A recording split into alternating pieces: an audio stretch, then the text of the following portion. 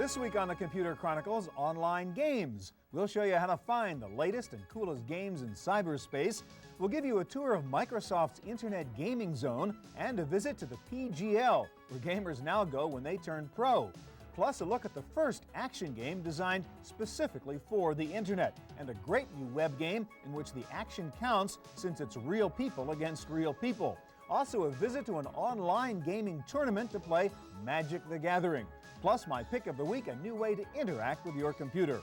It's all coming up next on the Computer Chronicles. Computer Chronicles is made possible in part by SoftSource Incorporated, publishers of Pro1 software, educational software for young adults, and by Z Auction, the live online shopping experience. Additional funding from PC Connection and Mac Connection, the catalog and online superstore with PC and Mac products, toll-free technical support, and overnight delivery. And by Windows Magazine, delivering desktop, enterprise, and internet computing news, reviews, features, and how-tos for a Windows world. Because the world runs on Windows.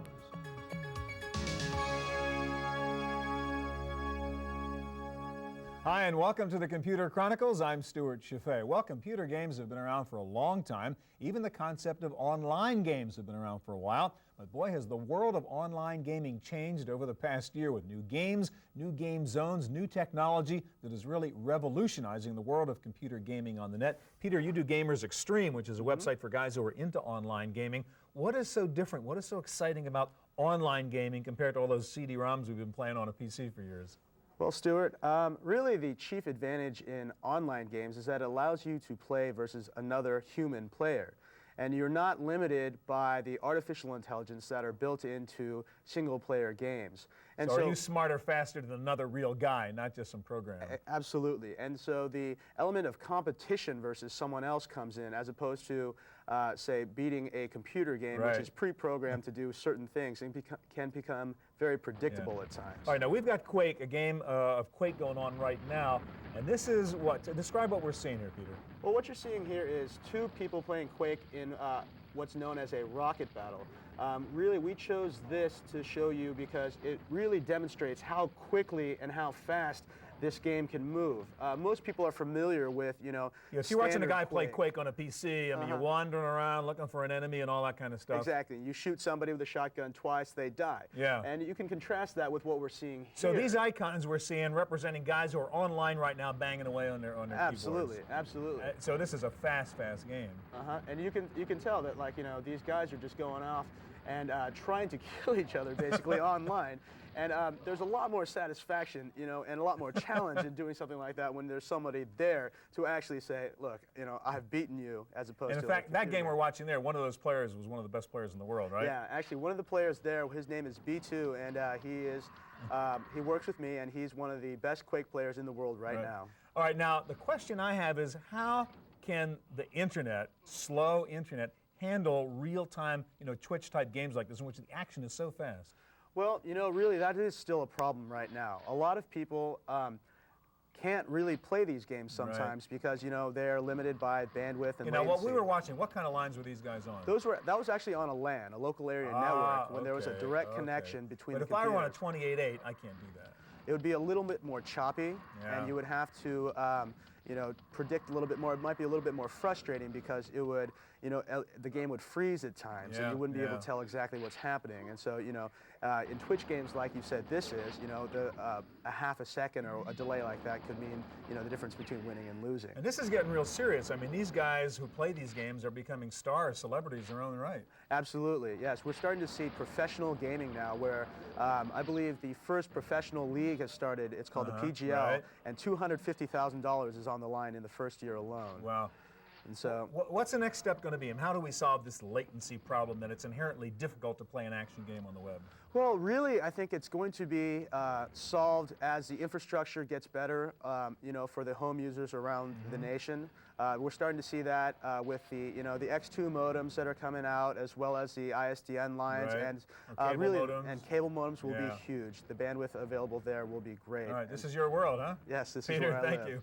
All right, well, you've no doubt heard of the NFL, the NBA, and the PGA. As you just heard, there's now something called the PGL, the Professional Gamers League, a new organization created to promote a competitive money-making league for professional computer gamers. We visited the launch of the PGL, appropriately enough, held at 3Com Park here in San Francisco. The inventor of Pong. At a recent news conference, Advanced Micro Devices and the Total Entertainment Network announced the formation of the Professional Gamers League, or PGL. The appointed commissioner was no less than the father of computer games, Nolan Bushnell. The league's mission is to set the ground rules for an international association offering prizes and structured competition for computer game players. It was more than us saying create it, that players were saying we need to have something like this. In the advent of any new sport, you got people that want to compete. And they don't want to compete against just anyone, they want to compete against the best players in the world. PGL will offer generous incentives for top players to turn pro, such as cash prizes of $250,000, fame, and sponsor endorsements. In short, all the perks that any football or baseball player would expect. But alongside the Mercenary Awards, PGL is hoping to create a foundation for a new type of gameplay that is a combination of the future and the past. I believe that AI, man against the machine, is okay, but it's really more fun man against man, man against woman, woman against woman, people. We are social beings, and our gameplay historically has been social. And I believe that through the network we can bring them social again, even though the sociality may be separated by thousands of miles. The PGL wants to create online tournaments with potentially hundreds of thousands of players. And like the major sports events played on courts and on diamonds, these will be spectator sports as well, with a twist. Instead of watching the football, you can become the football. Instead of watching Joe Montana, you can see what Joe sees. You can see where he glances, and that's exciting to me. For top players, the PGL is an opportunity to create a vast online community of committed gamers and a magnet for the best. The publicity is definitely good. You know, it'll bring the game more into the mainstream, where, you know, it's more accepted into the, you know, just the average person. And, you know, it also brings more players because, you know, they want to be in the spotlight. They want a chance to be, you know, famous or, you know, win a big prize. For the Computer Chronicles, I'm Sarah O'Brien.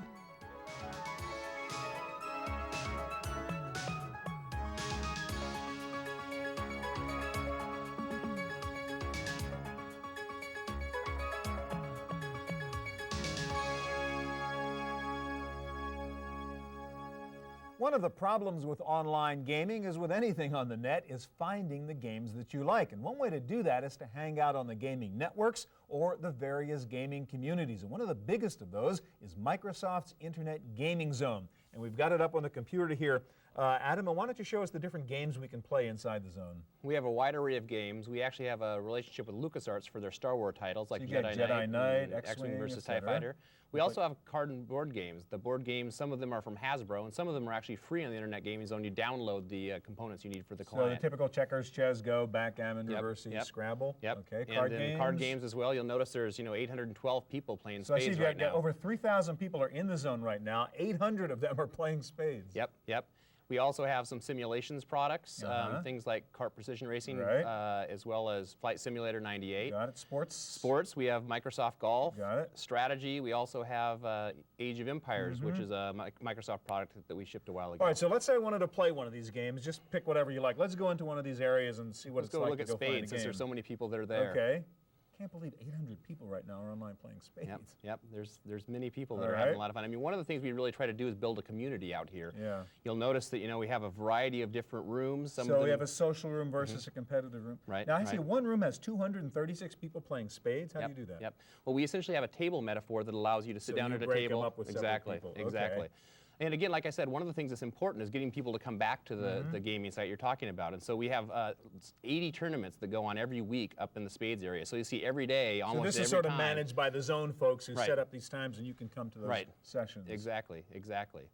So one other aspect of the Internet Gaming Zone, other than the games that you get for free, are retail matchmaking, which allows you, if you've gone out and bought a CD, to find other people that are interested in playing that same game. Okay, say I have a CD on my PC at home, but I want to play online with somebody else who owns the game. Help me find another guy who's looking for a partner. Exactly. We try to make it really easy for people to find. And so again, we have, expert lobbies where we have a couple of people battling it out, it looks like 160 people that are playing in the rookie. This would be for Age of Empires, Age of Empires, exactly. And again, we have tournaments and also ladders that allow people to, figure out where they stack up. So this essentially is an example of those retail matchmaking games. All right, now all these games you were showing us up until now, I can play for free. I'm not charging you, just have to put up with looking at the ads, but it's free other than that. Now you've just started with some premium games, right, where I do have to pay to play. We have a game up now that's called Fighter Ace, which is a World War II fighter pilot game that allows you to play in the same arena, the same sky, with 100, 150 other people. So you can either play every person for themselves or in teams. Again, we have a variety of different arenas that allow people to, as they get better, compete with people. So you can start out in boot camp, so you don't get blasted out right away. Right, and then move up in some. We have some people in the officers club. No one yet, is in the generals environment. So. This essentially is a game that's designed to kind of take advantage of the internet and massively multiplayer. So it's really fun, and a lot of people enjoy, getting into, playing with their friends up there and, allowing themselves to, get on the ladders, play in the tournaments and win games. And you said you're building communities there. I see you do have a chat button, so you can actually get out of this and get into a chat room, just talk with guys after a game or whatever. All right, now to get into Microsoft's Internet Gaming Zone, do you need to be on MSN? Do you need to be an IE4? No, we essentially support, at this point, IE 302 and IE 4. You can have any internet provider. It doesn't have to be MSN. And our next big version, the whole focus of the version, is going to be Netscape support. And so we expect that Q1. All right, thank you very much, Adam. Thank you. All right, well, many online games are just adaptations of PC-based games. They're redesigned, they're ported to the online environment. But now with net-based games becoming so hot, new games are being designed from the ground up just for real-time internet play. One of those is Subspace, though this is a game you actually could buy in a box, right? And take home on a CD-ROM. Yes, but you play it online, that's the whole point. And what's the point in the game? I mean, what's it about? It's a fairly simple overhead shooter. You just get in and blast other people. All right, so you're the plane in the middle, and it's some sort of big dogfight. It's like Asteroid. Yeah, there's a huge dogfight. You get hundreds of ships flying around. And how many guys can be playing at the same time here? You can have up to 200 in one arena. Yeah, in this arena we've got 65 at the moment. All right, now we're playing just on a 28.8 modem here, right? And the action's pretty fast. How do you manage that? Well, the whole game was designed around the internet. One of the reasons we chose to have ships in space is we can do lots of prediction. Because it's Newtonian physics, you don't get people jumping left and right. I have to apply thrust to get around it. So it's a good way of overcoming latency. All right, pretty sneaky. All right, so let's play a little bit of the game and see what goes on here. Now, is it just you against the other 199 guys? No, I've got a whole bunch of teammates. These guys in yellow up at the top left, they're my teammates. How'd they become teammates? We assign you to a team when you first join in, or if you want... Okay, so I walk in, I'm yellow, there's a bunch of other guys who are yellow, they're on my squad. That's right. Or you can create your own squad. How do you do that? That's what a lot of people do. It's as simple as typing in a number. We have frequency numbers like radio channels. And when you join that, everybody on that team is on the same team. Now, can you actually communicate then? Yep, you can communicate privately to each other as well. And that's how most of the expert players play. They have their own personal squads. They say, look, I'll worry about that quadrant, you worry about this quadrant. Exactly. All right, now what's going on bottom left? Is that actually the chatting that's going on now between the players? These guys are all chatting to each other, so I can say. You got to be shooting down guys, not getting shot and chat at the same time. That's right. Sometimes you need quite a few fingers at once. All right, now what are all these little walls and structures? Are they just things to hide behind so nobody can shoot you down? They're to hide behind in this zone. They're just cover to bounce off, to maneuver around. However, in some of the other zones, you can build bases inside and around them. We've got capture the flag games, and you have to defend certain areas, which becomes your turf on the map. Now, you've got this sort of Death Star type thing, right, where you can actually get onto another guy's plane and make it twice as powerful? You can get onto anybody on your team and jump onto the back of them. So he's become another gun on his plane, if you will. Now he's a turret. He's flying. I'm a turret, so I can fly out the back. And you can have up to 20 turrets on one ship, which makes these huge Death Stars flying through the zone, and you get lots of fighters coming in to kill the big ship. All right, now you can actually cloak your ship and sort of become a stealth fighter, right? Certain ships can. Certain ships have the ability to cloak. Other ones can go fast. Other ones have got bullets. Okay, so why don't you always cloak then, so nobody can see you? Well, it's each ship's got its own characteristics. So, for instance, this ship I'm flying is very, very fast. another ship has the cloaking device, so he could be sneaking up behind me and I couldn't So you see can him. choose what kind of plane you want to be flying depending on your strategy or who the other guys are or That's whatever. correct. Yeah, each ship's got its own strengths. Bottom right, is that a map of the whole fighting zone there? I can bring up a bigger map. I'm the yellow dot there on the far right, so you can see just how big the zones are. They're pretty huge, and I'm moving very slowly. Okay, now, I understand you actually ship the server sort of operating system with this, so I can now create my own game using your engine? That's correct. Although we have big servers located that we make that you can always play on, inside the game there's kind of a game construction kit that you can put your own servers up online and then anybody from the world can come and play it. So players have created subspace soccer, for example, where you can fly a ship around and kick the soccer ball to each other. All right, one more interesting point. One of the problems with these online games is you have guys who cheat in a big way. I mean, they do things that make it harder for other people to play. Give us an example of a security breach. One of the major ones is trying to induce latency or lag, which is a big problem with many internet games. Well, you can do silly things like whistle down the phone line. Just send garbage down the line. Send garbage down, so then your image on everybody else's machine looks jerky, whereas their images, because that's coming in the download stream, looks And what do you smooth. do about that? Well, what we had to do is we have to keep track of how many packets you've received and sent to make sure they keep in sync.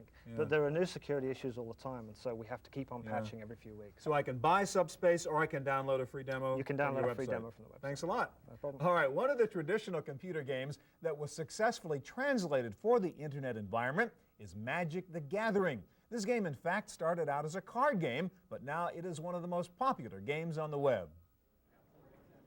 Deep in the heart of Silicon Valley, a tournament is underway. Hundreds of participants concentrate intensely on their game, which is played not with a mouse or a joystick, but with a deck of cards. The game is called Magic: The Gathering, and Microprose hopes to translate its popular success as a card game to the cyberspace of the internet. What we were able to do with the internet version of the game was create arenas or areas for people to gather online, to talk to each other, to find a large pool of players, people that would challenge them, people that would have different playing styles than them that they may not be able to meet otherwise in their, local geographic area. Magic is a complex, challenging game with myriad ways to gain points by attacking opponents, defending one's stash of characters, and by casting enchantments or curses. But as in any card game, players can also get hints from reading each other's body language. There are a lot of subtleties in the paper game. Eye movements, expressions on somebody's face, comments they make to you, the way they put down a card. All these communicate all kinds of things that you can't get through on a computer screen. So to make up for those things that you and I automatically can communicate through a glance, we had to break down the gameplay so that it was simplified. The computer version of the game keeps track of each side's points so that players can concentrate on their strategy. The player's own hand fills the lower half of the screen, while the opponent's cards are in the upper half. For social communication, Magic's internet version has multiple message and chat functions, including a large arena chat room for hundreds of players. While Magic players love getting together, they love getting together for a reason, and that is to find the next great challenge. The great thing that digital technologies, the computer, the internet bring to all this is it widens that. So you're always going to be able to find somebody who can challenge you even more. Still, the two versions of Magic, physical and virtual, seem to offer different kinds of enjoyment to its players. I think they're completely separate. They obviously the same game, but it's a different kind of experience. Like when we have people over to play the game, we get pizza and make it like a somewhat, like coming over to play poker. You come over to play some Magic. The possibility of being able to play each other on the computer, have tournaments on the computer with each other, I think it would be very exciting and neat. I mean, besides another way of keeping in touch, but to do something that, remind us of what one of the times we enjoyed spending together with friends and stuff. For the Computer Chronicles, I'm Sarah O'Brien.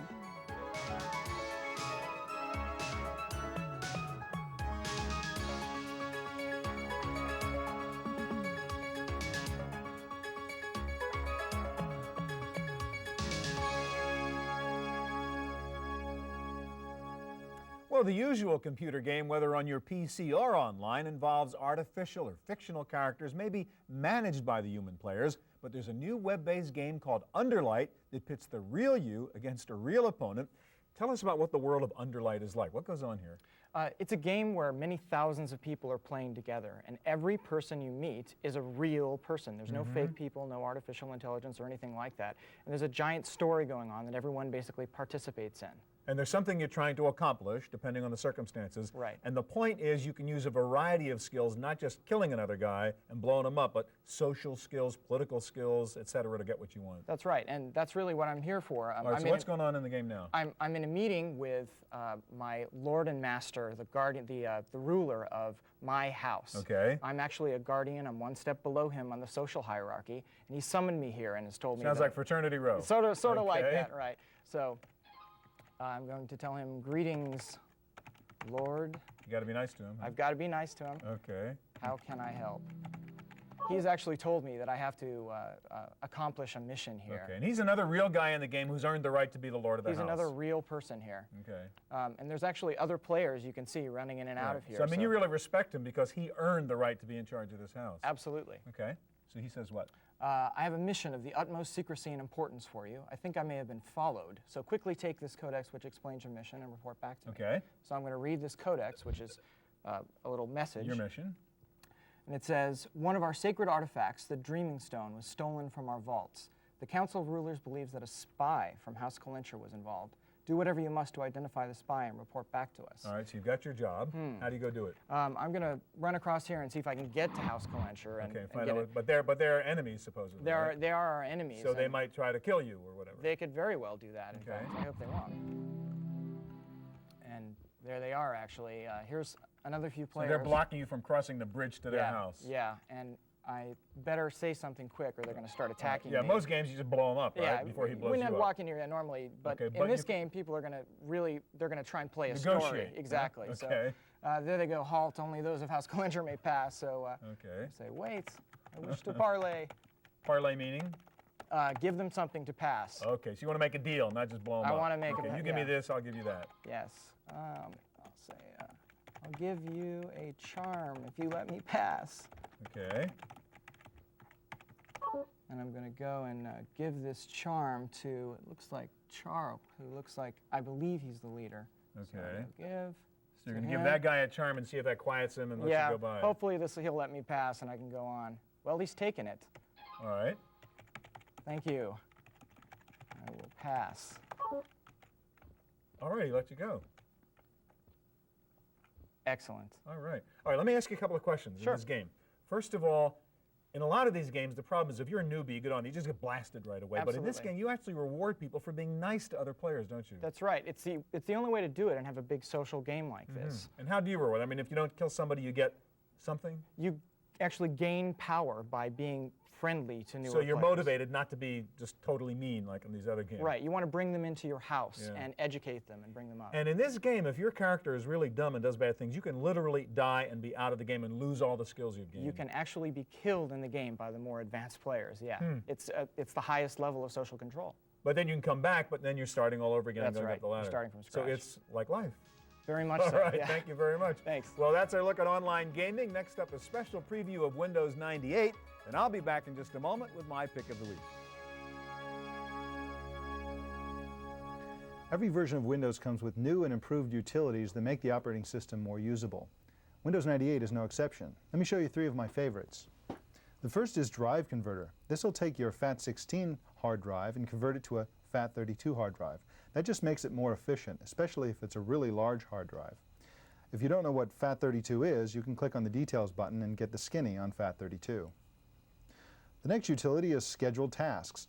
This is just like the System Agent utility that you had to pay for in Microsoft Plus. This one is free and it works the same way. You can click on any of these items and you can change the schedule of basic maintenance on your hard disk and other parts of your computer. You can also add your own programs and files in here. You can basically have anything happen at any time. Kodak Imaging is a really neat utility that's sort of like a Photoshop Lite. You can bring in faxed images or scan images and manipulate them right here. These are just three cool utilities that come free in Windows 98. Back to you, Stewart. Now for my pick of the week. So you've bought a digital camera or a scanner and you've started putting images into your PC. Now you want to use that nifty photo editing software to clean up your pictures or just get creative. Well, you'll learn very quickly this is not easy to do with a mouse. You just don't have the kind of fine control that you get with a pen or pencil. Now, professional graphic artists who use computers use pen tablets, but these used to be either very expensive or with limited functionality. But now Wacom has come out with a very impressive low-cost solution to really taking control of graphics work on your PC. This is the new Pen Partner, and let me tell you why I like it. First of all, it's inexpensive, less than $100, but more than that, it does so much. The pen is pressure sensitive, so you can write lightly, or if you press harder, you get a darker stroke. The pen comes with a smart eraser. If you want to erase something, just use the virtual eraser as you would with a pencil. Also, since the Pen Partner tablet is sensitive, even when the pen is above the tablet surface, you can use the tablet to trace an image into your computer, just like that. It comes with a side switch, which can be programmed for double-clicking or right mouse functions. The Pen Partner comes bundled with two great pieces of software from Corel, Photo House and Print House. Photo House is a full photo editing suite. Print House lets you create cards, calendars, etc. The software comes with a large library of photos and clip art. After using the most natural input device of all, a pen, you just may never go back to your mouse again. It's the Pen Partner from Wacom. That's it for this edition of Computer Chronicles. We'll be back here again next week with more of the same. If you want any more information about anything you saw on today's show, please check out our website at cmptv.com. That's it for this week. I'm Stewart Cheifet. We'll see you here next time. Computer Chronicles is made possible in part by SoftSource Incorporated, publishers of Pro One software, educational software for young adults, and by Z Auction, the live online shopping experience. Additional funding from PC Connection and Mac Connection, the catalog and online superstore with PC and Mac products, toll-free technical support, and overnight delivery. And by Windows Magazine, delivering desktop, enterprise, and internet computing news, reviews, features, and how-tos for a Windows world. Because the world runs on Windows. To purchase a videotape copy of today's program, call toll-free 1-888-310-7850. Please specify the show number and the topic. Next week on the Computer Chronicles, the Digital Living Room. We'll take you to Laguna Niguel, California for the first ever conference on the future of the wired, interconnected home. See the new technologies that will interconnect all the appliances in your house and let everyone in your home share computer and internet resources. Peek into the consumer technology of the next decade with insights from industry observers like David Corsi, Bob Frankston, Philippe Kahn, Kai Kraus, Larry Magid, and Mike Langberg. The Digital Living Room of the Future, next week on the Computer Chronicles.